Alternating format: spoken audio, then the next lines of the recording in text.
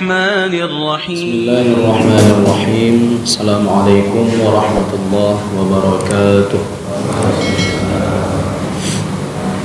الحمد لله رب العالمين، نحمده ونستعينه ونستغفره ونعوذ بالله من شرور أنفسنا وسيئات أعمالنا. أشهد أن لا إله إلا الله وأشهد أن سيدنا محمدا عبده ورسوله وصفيه من خلقه وحبيبه، بلغ الرسالة وأدى الأمانة ونصح للأمة وكشف الله به الغمة وجاهد في الله حق جهاده حتى أتاه اليقين. اللهم صل على سيدنا محمد وعلى آله وصحبه ومن تبعهم بإحسان إلى يوم الدين. أما بعد. Sidang jamaah salat subuh di Masjid Baitul Ma'mur yang dimuliakan Allah Subhanahu wa taala. Tak pernah berhenti lisan ini memuji dan memuja Allah Subhanahu wa taala atas berbagai limpahan nikmat yang telah Allah anugerahkan kepada kita. Maka tak henti-henti pula kita memohon kepada Allah agar Allah meridhai kita. Irji'i ila rabbiki radiyatan mardiyah. Kembalilah kepada Tuhan yang engkau ridha kepadanya dan ia pun ridha kepadamu. Maka apabila Tuhan telah meridhai kita, maka kita telah berada pada satu derajat yang Allah cinta kepada kita. Sidang jemaah salat subuh yang dimuliakan Allah Subhanahu wa taala. Satu tanda bahwa Allah ridha kepada kita adalah Allah mudahkan anggota tubuh kita untuk beribadah kepadanya. Allah mudahkan gerak tubuh kita untuk beribadah kepadanya. Itu adalah satu pertanda bahwa Allah mengundang kita ke dalam cintanya. Allah mengundang kita ke dalam ridhanya. Sidang jamaah salat subuh yang dimuliakan Allah Subhanahu wa taala. Akhir-akhir ini kita melihat satu fenomena yang begitu marak, yang berbagai pihak atau kalangan menyambut dengan gembira satu event besar ini, yaitu event Piala Dunia 2022 yang diselenggarakan di Qatar. Ini satu event yang banyak kalangan baik muda maupun tua menyambutnya dengan gembira. Namun ada beberapa hal yang perlu kita bahas pada kesempatan kali ini. Setidak-tidaknya ada beberapa kesimpulan yang nanti akan kita sampaikan. Yang pertama, Qatar selaku tuan rumah ini memberikan dampak dakwah syiar Allah begitu besar. Maka dakwah di jalan Allah ini bukan hanya disampaikan melalui mimbar-mimbar, bukan hanya disampaikan melalui podium-podium. Dakwah Allah ini mampu tersampaikan di kalangan event apapun, bahkan event olahraga sekalipun, yang mana terkadang orang-orang kafir, orang-orang non-muslim tidak pernah mendengar lantunan-lantunan ayat-ayat Allah. Namun pada kesempatan kali itu seluruh khalayak dunia mendengar kalam-kalam Allah.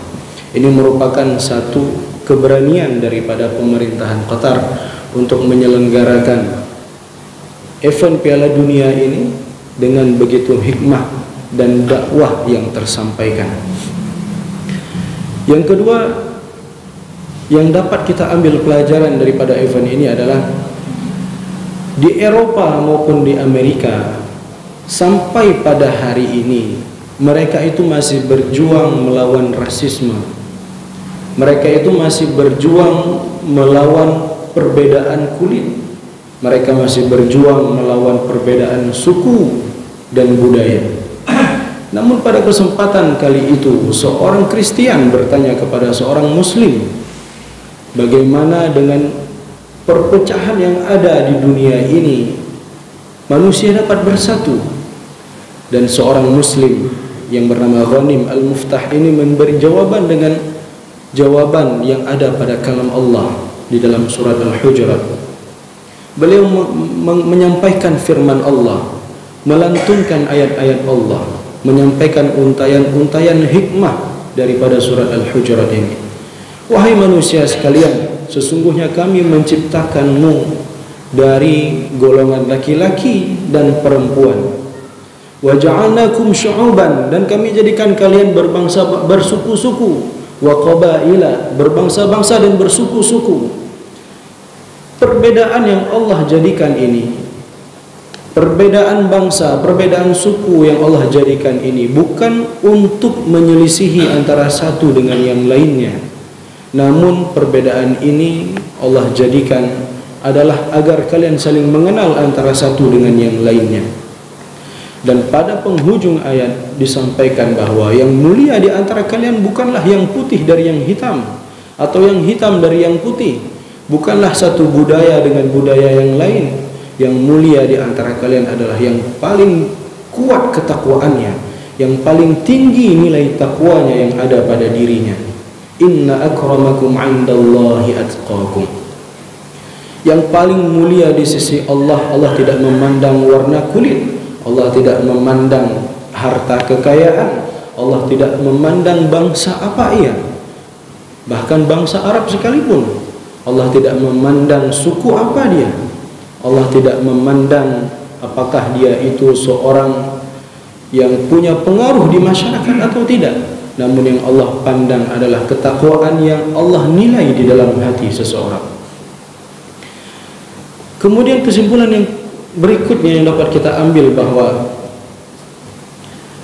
pada event kali ini muncul kampanye-kampanye musuh-musuh Allah, kampanye musuh-musuh Allah, baik itu berupa perjudian di Eropa sana, perjudian mengenai Piala Dunia, mengenai persepak bolaan, itu satu perusahaan itu diselenggarakan secara resmi. Di Indonesia atau di Aceh secara khusus tidak perlu secara resmi. Terkadang kita hanya perlu mampir ke kedai kopi, ada yang sudah pasang setengah katanya. Apa itu setengah? Saya kurang paham. Ada yang sudah pasang setengah, ada yang pasang satu. Mudah-mudahan tidak terjadi di lingkungan kita. Mereka mengkampanyekan bir atau khamar. Mereka juga mengkampanyekan LGBT. Itu satu kampanye yang begitu marak yang mereka terus sampaikan selama penyelenggaraan Piala Dunia ini, dan Qatar dengan kekuatannya sudah membuktikan hadis daripada Rasulullah sallallahu alaihi wasallam, "Man ra'a minkum munkaran falyughayyirhu biyadihi." Apabila kalian melihat satu kemungkaran, apabila kalian melihat satu kemaksiatan dan kalian mampu mengubahnya dengan kekuatan kalian, kalian mampu mengubahnya dengan tangan kalian, maka ubahlah kemaksiatan tersebut, cegahlah kemaksiatan tersebut dengan kekuatan kalian. Qatar sudah menunjukkan bahwa mereka mampu mencegah kemungkaran berupa perjudian, berupa minuman beralkohol, berupa LGBT. Mereka singkirkan, mereka cegah daripada penyelenggaraan Piala Dunia kali ini dengan kekuatan mereka. Apabila tidak mampu, fabilisani, maka ubahlah dengan nasihat-nasihat, untayan-untayan kalimat yang kalian miliki. Ubahlah kemungkaran itu dengan nasihat-nasihat, dengan untayan-untayan kalimat yang kalian bisa mengubah seseorang dari keburukan menuju kebaikan. Fa in lam yastati', dan apabila tidak mampu juga, maka ubahlah kebencian itu ada di dalam hati kalian. Bencilah kemaksiatan itu dari diri kalian sendiri, dari hati kalian sendiri. Fa biqalbik, fa in lam yastati' fa biqalbik. Apabila kalian tidak mampu mengubahnya, maka bencilah kemungkaran itu, bencilah kemaksiatan itu dari hati kalian sendiri. Dzalika adhaful iman. Itulah yang serendah-rendahnya iman. Itulah yang selemah-lemahnya iman. Dan pada kesempatan kali ini Qatar menunjukkan bahwa mereka mampu mencegah kemaksiatan dengan kekuasaan. Maka pada saat ini tidak heran kita sering mendengar untayan yang disampaikan oleh Ustaz Somad. Beliau menukilkan satu doa, satu ungkapan daripada Imam Ahmad bin Hanbal. Apabila ada satu doa saja yang dikabulkan, diistijabahkan oleh Allah, maka doa apakah itu wahai Imam? Beliau mendoakan bahwa doa tersebut adalah doa kepada pemimpin yang adil. Karena pemimpin yang adil adalah pemimpin yang mampu merubah satu kondisi yang buruk menuju satu kondisi yang baik. Pemimpin yang berani mengubah satu kondisi yang bermaksiat kepada Allah menuju satu kondisi yang taat kepada Allah. Sidang jamaah salat subuh yang dimuliakan Allah Subhanahu wa taala. Di dalam surat Al-Maidah Allah Subhanahu wa taala berfirman, A'udzu billahi minasyaitonir rajim. Ya ayyuhalladzina amanu innamal khamru wal maisiru wal ansabu wal azlamu rijsun min 'amalis syaitan fajtanibuh. Wahai orang-orang yang beriman, sesungguhnya khamar itu, minuman keras itu, perjudian itu, sesembahan kepada berhala itu, penyembelihan satu binatang atau satu hewan yang diperuntukkan, yang dimaksudkan untuk sesajian, wal azlam ataupun mengundi nasib, itu adalah perbuatan syaitan. Itu adalah perbuatan yang najis, kata Allah Subhanahu wa taala. Fajtanibuhu, maka jauhilah perbuatan-perbuatan itu. Secara khusus, secara spesifik Allah menyebutkan perbuatannya, yaitu khamar, perjudian, memberikan sesajian, mengundi nasib. 4 perbuatan itu adalah perbuatan yang najis, kata Allah. Maka jauhilah. Maka akibat kita menjauhi perbuatan ini, la'allakum tuflihun, kalian akan mendapatkan keberuntungan, kata Allah, baik itu di dunia maupun di akhirat. Maka tak heran kita melihat apabila orang terjerumus ke dalam 4 hal ini, kehidupannya kacau, kehidupan pribadinya kacau, karakternya sendiri kacau, keluarganya kacau, lingkungannya kacau. Kadang terjadi percekcokan antara satu dengan yang lainnya. Terkadang terjadi perselisihan antara suami istri. Terkadang yang bapak tidak lagi mendidik anaknya, hanya memberi nafkah saja, tidak ada komunikasi antara bapak dan anaknya. Dan lain permasalahan-permasalahan lain, perselisihan-perselisihan lain yang dapat kita saksikan. Di Aceh sendiri telah terjadi perceraian ratusan kasus. Mohon maaf saya ralat, bukan perceraian, permohonan perceraian dari istri kepada suami itu ada di Aceh. Karena apa? Karena suaminya lalai dengan perjudian, atau lalai dengan pengundian nasib, atau bahasa lainnya lalai dengan game. Yang game itu terkadang-kadang terjerumus kepada judi, dan game itu terkadang-kadang terjerumus kepada pengundian nasib lainnya dengan berbagai macam mode, berbagai macam kemasan yang dikemas, sehingga seseorang menganggap hal itu hal biasa. Dan ini sudah disampaikan oleh Allah Subhanahu wa taala di dalam surat Al-Maidah. Innama yuridu syaitan an yuqi'a bainakumul adawata wal baghdha.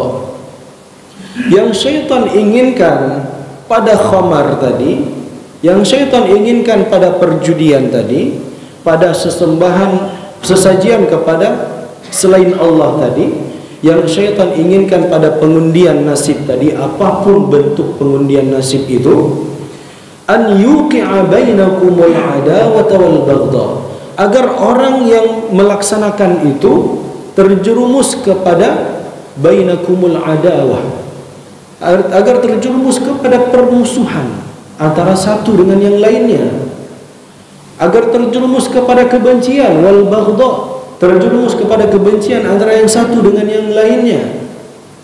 Bukankah itu terjadi begitu fakta di tengah-tengah kita? Bukankah itu terjadi begitu nyata di tengah-tengah kita, bahwa seseorang berselisih dengan orang lainnya karena satu hal yang dianggap itu sepele, namun ia telah terjerumus ke dalam hal yang dilarang oleh Allah Subhanahu wa taala. Maka hal-hal seperti ini selayaknya kita hindari ketika kita menyaksikan event-event yang selayaknya event ini hanya menghibur, hanya membahagiakan saja, menyenangkan hati saja, atau refreshing saja. Namun karena penyelenggaraan event-event ini disusupi dengan hal-hal tersebut, dengan perjudian atau dengan khamar, maka hal-hal ini dapat mengundang kekacauan, kemurkaan Allah, kerusakan yang ada di dunia ini. Dan ini sudah menjadi janji atau pasti dari Allah Subhanahu wa taala yang Allah sampaikan di dalam surat Al-Maidah. Innama yuridu syaitan an yuqi'a bainakumul adawata wal baghdha'a fil khamri wal maisiri wa yasuddakum an dzikrillah. Lalu kita bertanya-tanya pula, kenapa Allah tidak kunjung mengundang hamba untuk mendekatkan diri kepadanya? Kita bertanya-tanya, kenapa Allah tidak kunjung mengundang hamba untuk bertaubat kepadanya? Kita bertanya-tanya, kenapa hamba tidak kunjung dekat dengan Allah? Kenapa hamba tidak sedekat orang lain kepada Allah? Kenapa saya ini aktivitasnya terus jauh daripada Allah? Kenapa tangan ini perbuatannya terus jauh daripada ibadah kepada Allah? Kenapa lisan ini ucapannya terus jauh daripada zikir kepada Allah? Terkadang hati kecil itu berteriak, bergejolak apa yang tangan lakukan. Terkadang hati kecil itu menolak apa yang lisan ucapkan. Karena hati adalah semurni-murni tempat. Hati itu adalah semurni-murni tempat di mana kita dapat menimbang kebaikan dan keburukan. Terkadang hati ini menolak. Wa yasuddakum an dzikrillah wa 'anis shalah. Kenapa anak saya tidak sholat-sholat? Kenapa keluarga saya tidak dekat dengan Allah? Barangkali ada 4 hal ini yang kita laksanakan, ada 4 hal ini yang terjerumus di dalam keluarga kita. Maka selayaknya kita mengecek, selayaknya kita mengintrospeksi diri kita, apakah kita terjerumus kepada hal tersebut ataukah tidak. Karena Allah sampaikan bahwa orang yang terjerumus ke dalam 4 hal ini dapat menutupi, menghalangi dirinya daripada mengingat Allah, dapat menutupi atau menghalangi dirinya daripada sholat. Langsung secara khusus Allah sebutkan wa yasuddakum an dzikrillah wa 'anis shalah. Perbuatan-perbuatan yang kita sebutkan tadi itu dapat menghalangi daripada mengingat Allah, dapat menghalangi daripada sholat. Maka apabila tubuh ini merasa berat untuk mengingat Allah, apabila tubuh ini merasa berat untuk beribadah kepada Allah, maka kita cek lagi apakah kita melakukan hal-hal yang dilarang oleh Allah ataukah tidak.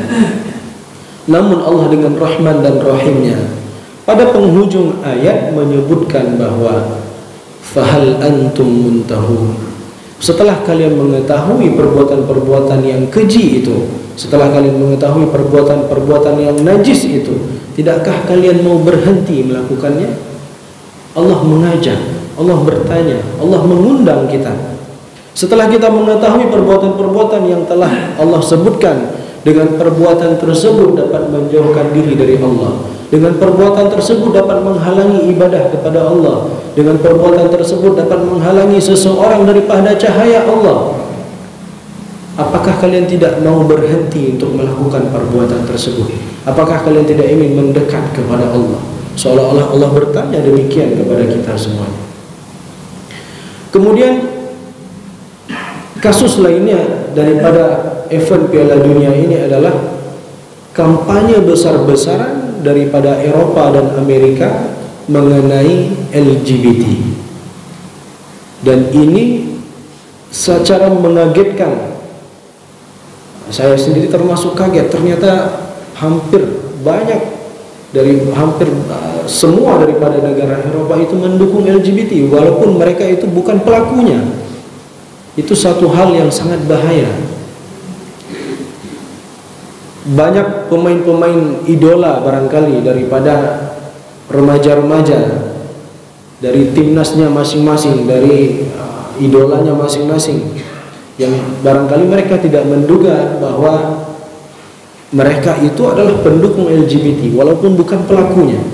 Namun itu secara tidak sengaja sudah mengkampanyekan kepada seluruh dunia, telah mengkampanyekan kepada remaja-remaja Islam di tengah-tengah kita, di lingkungan kita, bahwa LGBT itu hal yang biasa.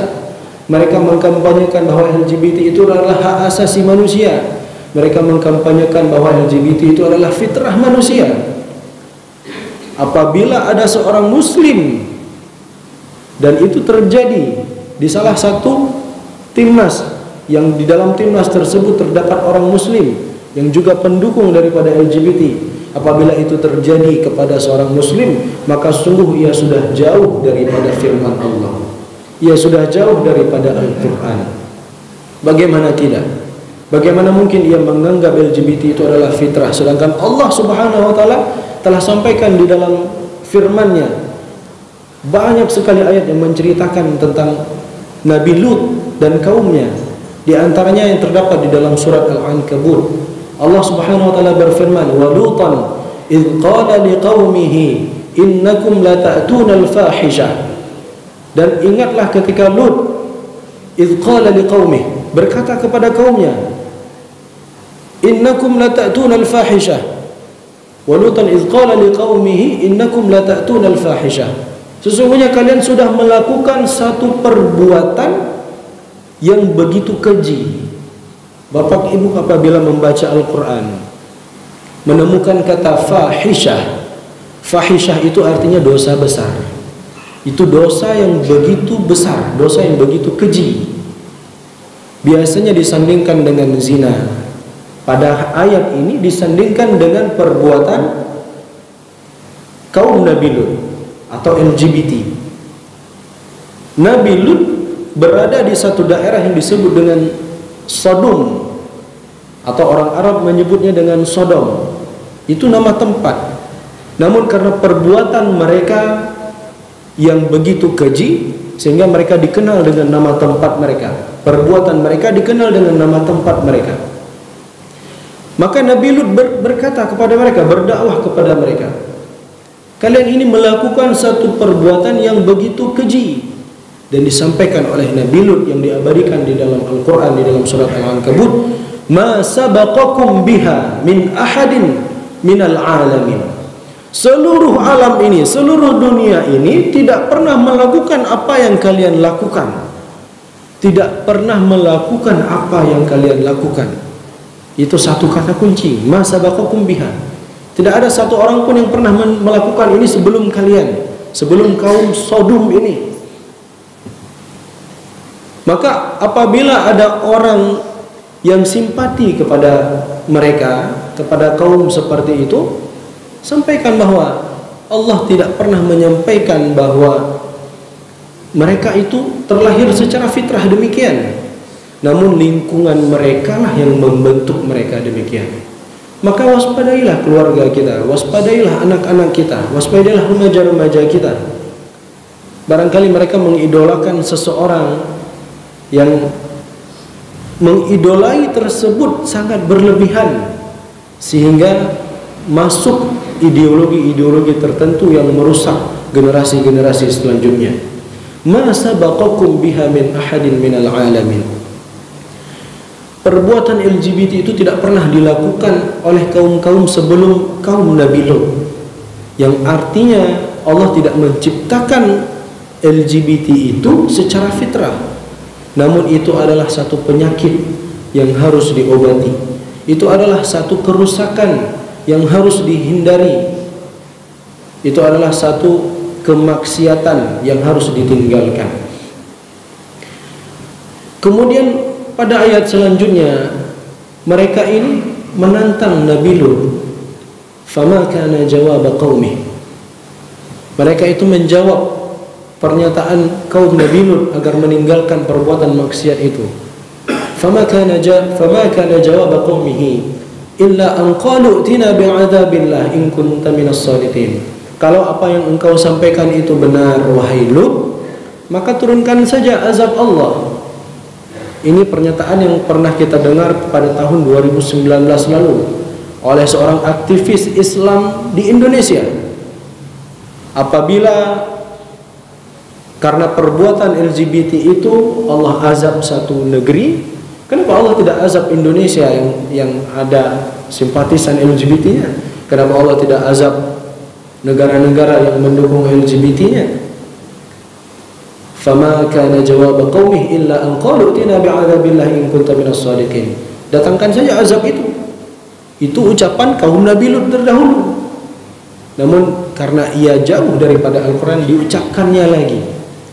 Kemudian Nabi Lut berdoa, qala rabbin surni 'alal qaumil mufsidin. Ya Allah, tolonglah hamba terhadap orang-orang yang senantiasa membuat kerusakan itu, yaitu orang-orang LGBT itu.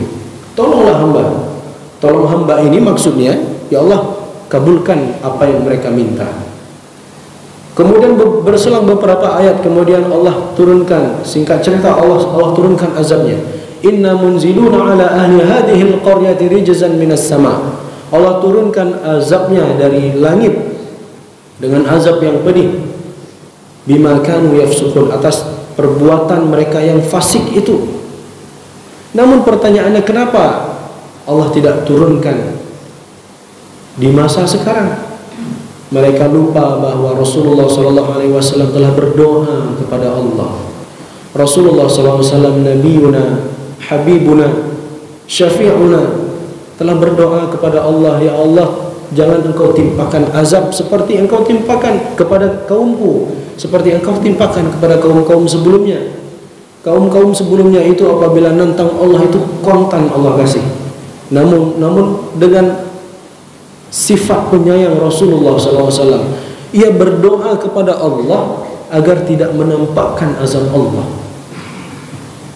Agar tidak menampakkan azab Allah. Rasulullah SAW tidak mampu. Kalau Nabi Lut tadi berdoa, ya Allah, tolonglah hamba dengan engkau azab mereka. Engkau tunjukkan kebenaran hamba dengan engkau tampakkan azab mereka. Kalau Rasulullah SAW tidak demikian.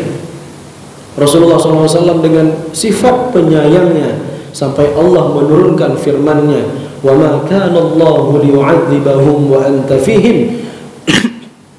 Maka Allah tidak akan mengazab satu negeri yang negeri itu masih ada engkau wahai Rasulullah. "Wa ma kana Allahu mu'adzibahum wa hum yastaghfirun." Dan Allah tidak akan mengazab satu negeri selama negeri itu masih ada orang-orang yang beristighfar kepada Allah.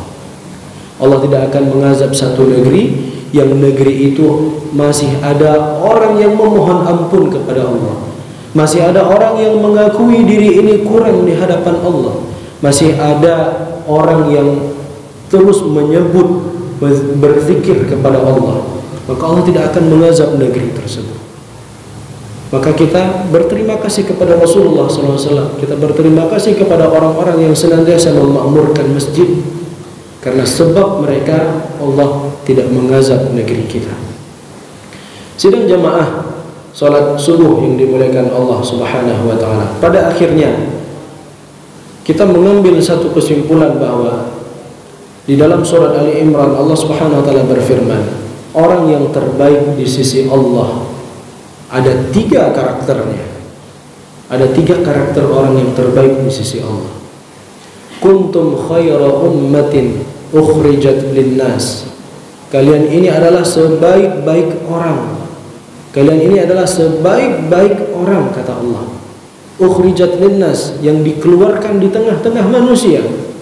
Ta'muruna bil ma'ruf, karena kalian ini menyeru kepada kebaikan. Orang yang memiliki karakter ini telah memiliki satu dari 3 karakter. Orang yang disebut oleh Allah merupakan orang terbaik, karena kalian menyeru kepada kebaikan, senang menasihati orang lain, senang mengajak kepada kebaikan, senang berbuat kebaikan. Ini satu amar ma'ruf. Namun bukan hanya sampai di situ. Apabila kita hanya beramar ma'ruf saja, semua orang senang dengan kita, tidak ada yang membenci kita. Namun apabila kita masuk pada level berikutnya, wa tanhauna 'anil munkar, kalian ini mampu mencegah kemungkaran, itu kita sudah masuk pada level atau derajat yang lebih berat, yang tidak mungkin melaksanakannya tanpa ada rintangan, yang tidak mungkin kita ini mampu mencegah kemungkaran itu dengan mulus-mulus saja. Pasti ada tantangan, pasti ada rintangan, karena kita ini melarang orang lain untuk berbuat yang ia suka, namun perbuatan tersebut itu dianggap maksiat oleh Allah. Maka ini satu tantangan bagi seseorang yang mampu beramar ma'ruf nahi munkar. Dan yang ketiga, beriman kepada Allah. Dan ini semua terangkum di dalam surat Al-Asr. Wal 'asr innal insana lafi khusr illa alladziina aamanu wa 'amilus shalihat wa tawassaw bil haqq wa tawassaw bis sabr. Orang-orang yang tidak merugi disebutkan di dalam Al-Quran adalah orang-orang yang beriman karena ia insaf terhadap perbuatannya. Itu yang disebut dengan iman. Orang-orang yang beriman itu adalah orang yang insaf terhadap perbuatannya. Apabila melakukan sesuatu, dia insaf ini baik atau buruk. Itu adalah orang yang tidak merugi. Wa 'amilus shalihat, orang yang senantiasa amar ma'ruf, berbuat kebaikan. Wa tawassaw bil haqq, orang yang senantiasa mengajak orang lain untuk berbuat yang baik. Wa tawassaw bis sabr, orang yang menanggung resiko. Maka orang yang menanggung resiko terhadap mengajak orang lain untuk berbuat kebaikan atau mengajak orang lain untuk meninggalkan keburukan, pasti ia menanggung resiko. Maka ia diperintahkan oleh Allah untuk saling menasihati agar bersabar. Mudah-mudahan ada manfaatnya bagi saya sendiri dan jamaah sekalian. Selebih dan kurang saya mohon maaf atas kesilapan atau kekhilafan dalam ucapan. Hadanallahu wa iyyakum ajma'in. Assalamualaikum warahmatullahi wabarakatuh.